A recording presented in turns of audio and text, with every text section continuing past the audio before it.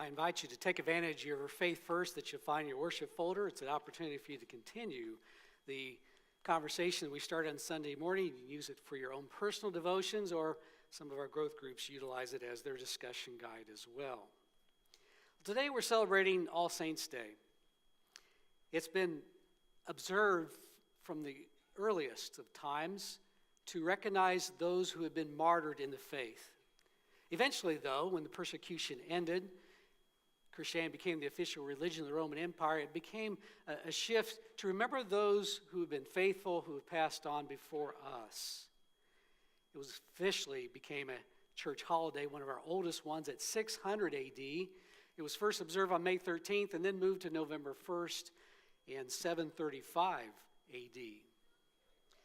This week we sent letters to families of those that were part of our church family that have passed away in the last year, and I noticed as I was signing those, I felt very moved as I paused and recalled some of those that I had experiences with. Some, the passing was expected, but it represented decades of memories and joys, and that loss was felt. Others, that passing came way too soon, and the sting of death is still very much felt. But losses are something that we all experience. You may not have lost anyone this past year, but losses come in many, many forms.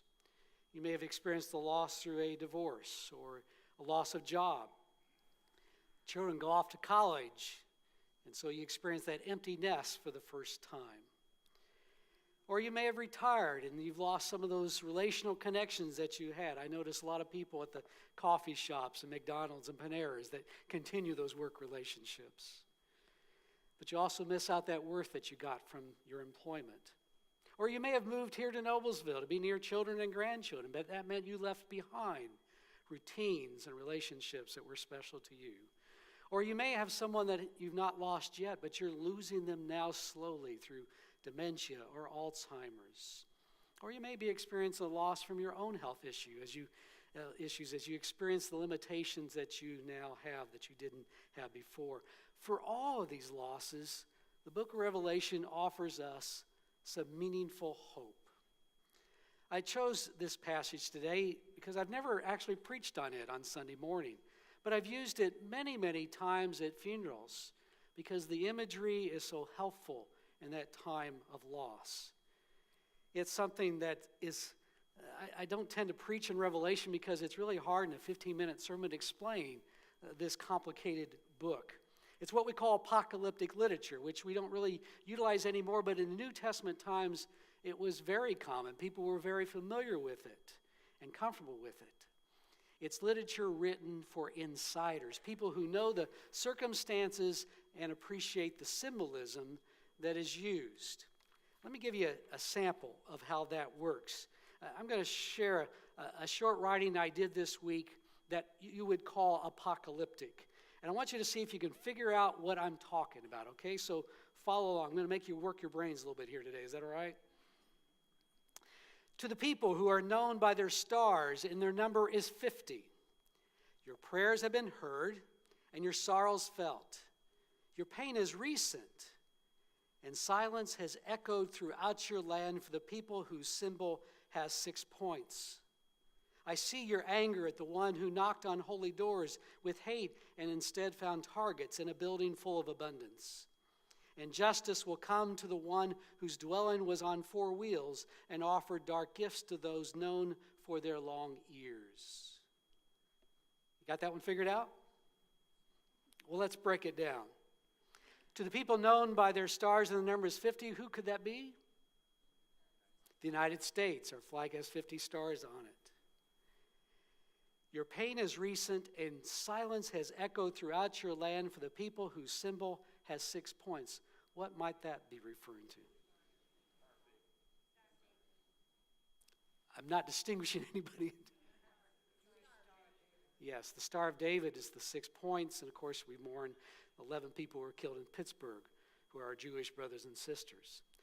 This one you might, unless you follow the news really closely, you may not be aware of. I see your anger at the one who knocked on holy doors with hate, instead found targets in a building full of abundance. Yes, down in Kentucky, in Louisville, 2 persons were killed when the person with hate went to knock on the door of an African-American congregation, found the doors locked, and so he left and went to a nearby Kroger, the place of abundance, and shot 2 persons of African-American descent. And then the last one, and justice will come to the one whose dwelling was on 4 wheels and offered dark gifts to those known for their long ears. Any guesses on that one? Yes, the bomber who sent packages to Democrats with the long ears, donkey, get that? And he may not be aware that he was living with his mother until she kicked him out, and so he was living in his van, 4 wheels, when they arrested him. So you guys are pretty smart. We call that collective knowledge. Now you see how apocalyptic literature works. The book of Revelation was written for people who were being persecuted, who had to be careful who this writing got in the hands of, or it could mean lives of many people would be put in danger. And so it was coded language for a very specific purpose. But even more than that, the symbolism relies heavily on the Old Testament. And so to Jewish Christians, they would have easily captured and found this book to be a book of worship and devotion for them, in addition to being a safe writing to pass on to someone else. So if you choose to tackle this book, and it's not an easy one, but if you do, know that it's not predicting the end of the world in our time. John of Patmos wrote this for the people of his day, and he chose his symbolism very carefully. It was written for first-century Christians who were suffering likely under the persecution of the Emperor Domitian. So let's try to unpack some of the symbols here, because I think they speak to us in our day as we can identify with those first Christians in that first century. And the first one is that I saw a new heaven and a new earth. I saw the holy city, the new Jerusalem, coming down out of heaven from God. Look, God's dwelling is here with humankind, and he will dwell with them. Now, this passage is contrary to what you may hear out there, people who talk about end times or eschatology, because you often hear them talk about the rapture, about people being taken up. If you've read the Left Behind series or seen the Left Behind movie, it speaks to that understanding. Now, I don't have time to explain or debate that, but the rapture in their mind is that Christians would be taken up in an instant before the tribulations of the end times come. But let me do say that if you read the book of Revelation, you'll discover there is no rapture in the book of Revelation. It is nowhere to be found. Instead, this passage suggests that God brings heaven down to us, and there God dwells among us. And that really shouldn't surprise us, because what does God do? God sent his son, Jesus Christ, to earth, right? And he dwelled among us. We believe in an incarnate God. And because he dwells among us, we are able to return that love fully for others and for creation. And doesn't that bring comfort to us? We're in the midst of our suffering. When we experience a severe loss, it's natural to feel that God has left us. What have we done to deserve such a tragic experience? We feel judged, we feel abandoned, we feel isolated from others and even ourselves as we negotiate this new reality without that loved one in our lives. And so we have to redefine our reality in the new circumstances we face.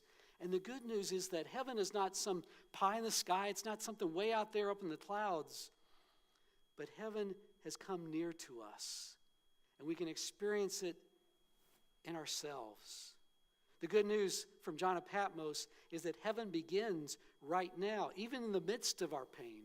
Heaven and earth are brought together in all of its realities so that hope can begin right here and right now. The second image is one that you may not appreciate if you love the ocean or if you live on Morse Reservoir, but it says the sea is no more.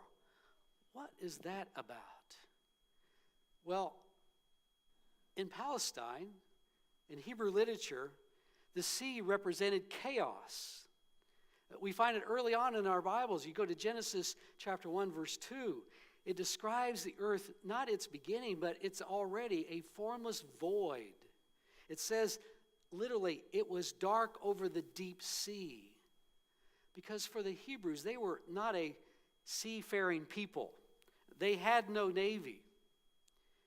they recall that their enemies of that time were the Romans. And how did their soldiers, how did their armies come to them? By the sea. So the sea represented chaos to the Jewish people. And so our losses that tend to make our world turn upside down, that chaos we experience in those times will not last, is the promise. God will bring order once again to our lives. The next image describes the holy city, the New Jerusalem, coming down out of heaven from God. See, for John of Patmos, heaven is not some thing up in the clouds where we're floating around. It's not some individualized activity that we take that's our favorite thing in the world and hope that somehow it's there in heaven. To him, heaven is a city. And not just any city, but Jerusalem, the holy city. And think about how special that might be. If you're a Jew living somewhere in the Roman Empire, it would be your hope, your dream to at least once in your lifetime, and if you have the means, to at least even once a year, to make your pilgrimage to Jerusalem. And when they come in those times, just think of what Jerusalem would have been like. It would be full of activity, be bustling. There'd be merchants on every corner. There'd be music playing. There'd be many languages spoken. It was a festive and diverse time as they gathered together for those high festivals, and especially for Passover. Think of Noblesville during Christmas or going to the state fair. It was a special time. And even more special was the belief that God was there in a special way in the Holy Temple. I'm sure as you deal with your losses, there's times you like to be alone, but I bet you also look forward to the day when you won't feel so isolated by your grief, when you don't feel so different from everyone else, where your world is so shaken up. You'll look forward to the day when you'll welcome the greetings of others and not feel so branded by your loss and dread being asked how you are doing. The fourth image for us says we will be made ready as a bride. The New Jerusalem represented the church, those that were faithful during times of trial. For John of Patmos, it was those who had already lost their lives or under the threat of losing their lives. And as they read his letter, they would have felt ragged and desperate, trying to survive the turmoil. They'd have their head down, but the time is coming when they would feel like a bride. Now, weddings have been pretty ramped up in recent times, haven't they? We spend a lot of money. But it's not that much different from how it was in biblical times. Weddings in those times were communal events involving the whole village. It would be much preparation and anticipation for it, much like we do even today. Those that are recent brides, or you've had children who are recent brides, you remember how much work you put into that day? And all the preparation that was there? You remember how much you worked, if you were the bride, to make sure that you looked perfect as you came down that aisle? My daughter Seisha was married last October, and I had to go with her to her hair trial. Now, what would I know about that?